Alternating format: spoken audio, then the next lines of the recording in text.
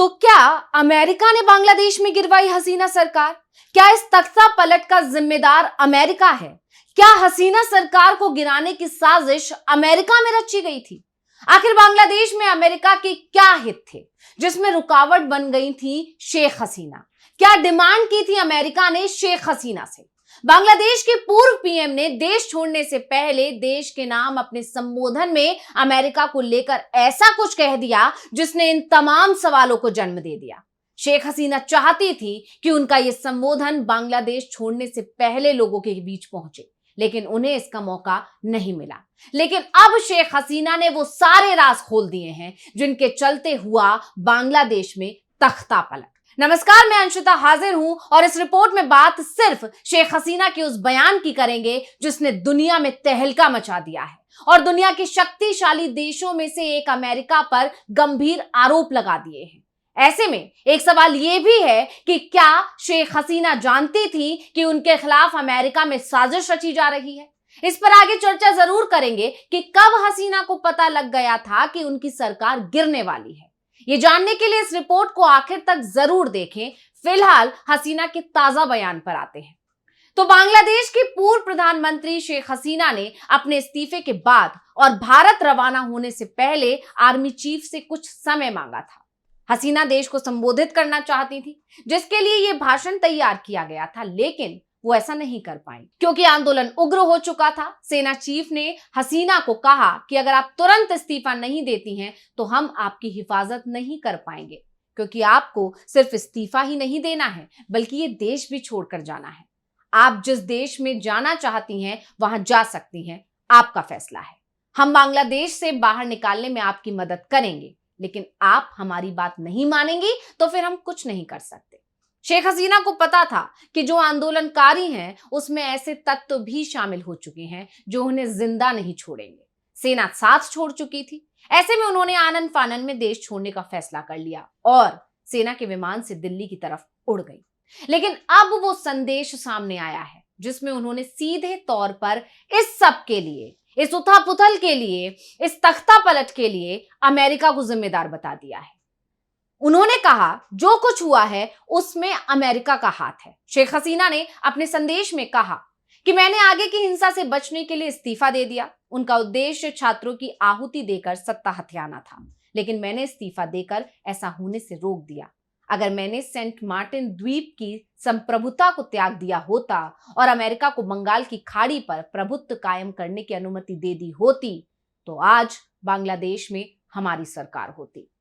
यानी शेख हसीना के मुताबिक अगर वो अमेरिका की बात मान लेती तो उनके खिलाफ ये साजिश नहीं होती, बल्कि जो अमेरिका आज उनके खिलाफ है वही उनके समर्थन में खड़ा होता और उन्हें सत्ता से हाथ नहीं धोना पड़ता।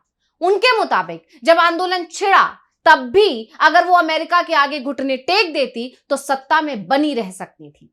इसके साथ ही हसीना ने बांग्लादेश की जनता से अपील की है कि कृपया कट्टरपंथियों के बहकावे में ना आए। शेख हसीना आगे कहती हैं, अगर मैं देश में रहती तो और ज्यादा जाने और सार्वजनिक संपत्तियों को नुकसान पहुंचाया जाता। मैंने देश छोड़ने का बेहद मुश्किल समय में फैसला लिया।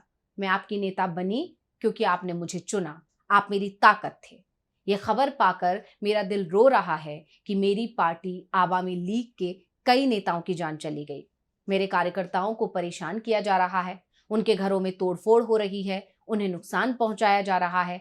अल्लाह की रहमत से मैं जल्द ही बांग्लादेश लौटूंगी।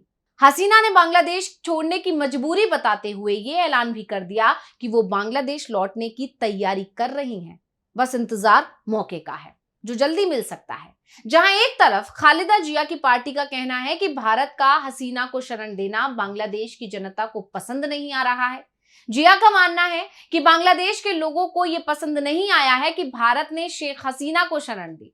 भारत को हमारी भावनाओं का ध्यान रखना चाहिए, ऐसा उनका कहना है, क्योंकि आखिर में दोनों पड़ोसी देशों के बीच संबंध दो लोगों के बीच संबंधों पर निर्भर नहीं करते हैं, ना कि किसी देश और किसी व्यक्ति या क्षेत्र के बीच।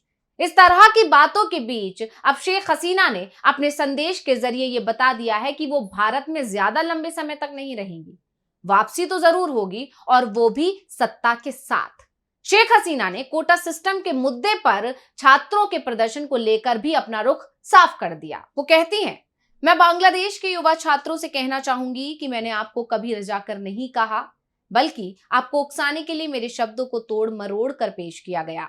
आपसे मेरी अपील है कि उस दिन का पूरा वीडियो देखें। षड्यंत्रकारियों ने आपकी मासूमियत का फायदा उठाया और देश को अस्थिर करने के लिए आपका इस्तेमाल किया।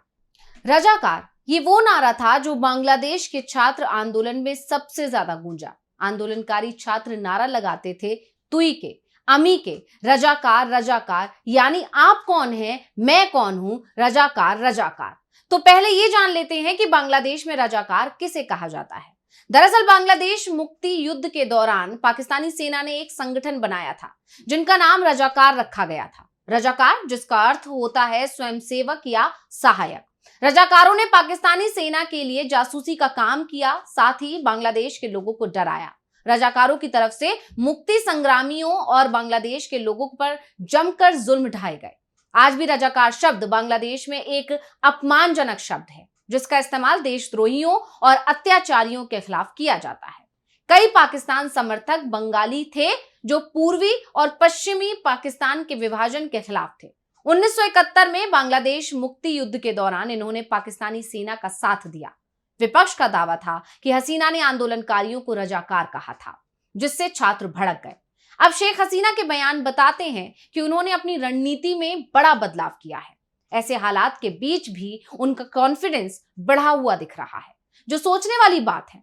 शेख हसीना का बयान भारतीय मीडिया में आना बिना भारत की इजाजत के नहीं हो सकता। पड़ोसी देश में हुए इस बदलाव से भारत पर सीधा असर पड़ेगा। शेख हसीना को खुली छूट दी गई है कि वो अमेरिका पर सीधा निशाना साध सके। इसके अलावा शेख हसीना के बयान से उनकी स्ट्रेटजी में बड़ा बदलाव भी देखा जा रहा है। शेख हसीना के बेटे पहले कहते रहे हैं कि उनकी मां अब वापस बांग्लादेश नहीं जाएंगी, लेकिन अपने बयान में हसीना ने कहा है कि वो वापस जाएंगी। ये दिखाता है कि बांग्लादेश की पॉलिटिक्स में वो फिर एक्टिव होंगी। आवामी लीग के नेताओं ने आरोप लगाया है कि अमेरिका राजनयिक चीन के खिलाफ पहल करने के लिए शेख हसीना पर दबाव डाल रहे थे। हसीना की पार्टी के नेताओं में से एक ने बांग्लादेश में अमेरिकी राजदूत पीटर हास पर बांग्लादेश नेशनलिस्ट पार्टी का पक्ष लेने का आरोप लगाया। हास ने जुलाई में अपना कार्यकाल पूरा किया। अमेरिकी सरकार मानवाधिकार और चुनाव प्रक्रिया को लेकर लगातार शेख हसीना और उनकी पार्टी की आलोचना कर रही थी। अमेरिकी विदेश विभाग ने इस साल जनवरी में एक बयान में कहा था कि बांग्लादेश में हुए आम चुनाव स्वतंत्र और निष्पक्ष नहीं थे, क्योंकि सभी दलों ने इसमें भाग ही नहीं लिया था। अब सवाल यह है कि अमेरिका और शेख हसीना के संबंध क्या हमेशा से खराब थे या अचानक हुए? तो आपको बता दें कि बांग्लादेश के पूर्व पीएम शेख हसीना अपने कार्यकाल के दौरान बांग्लादेश और अमेरिका के बीच संबंध अच्छे नहीं थे। खासकर तब बात ज्यादा बिगड़ गई जब शेख हसीना ने अमेरिका को मिलिट्री बेस बनाने के लिए आइलैंड देने से भी साफ इनकार कर दिया। अब आते हैं मुख्य सवाल पर कि क्या शेख हसीना को उनके खिलाफ रची जा रही इस साजिश के बारे में पता था? तो इसका जवाब है हाँ।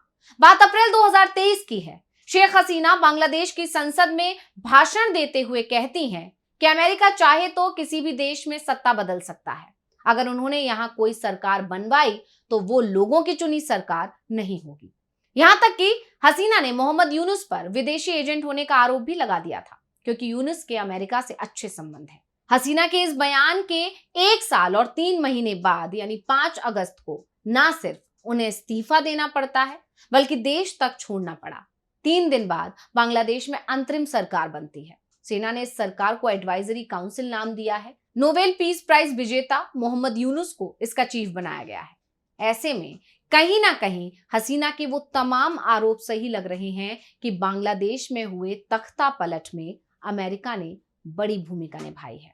तो आपका इस रिपोर्ट को लेकर क्या कहना है? आपको ये जानकारी कैसी लगी? हमें कमेंट करके बता सकते हैं। और ऐसी ही तमाम रिपोर्ट्स के लिए देखते रहिए डीवी लाइव और मुझे दीजिए इजाजत। नमस्कार।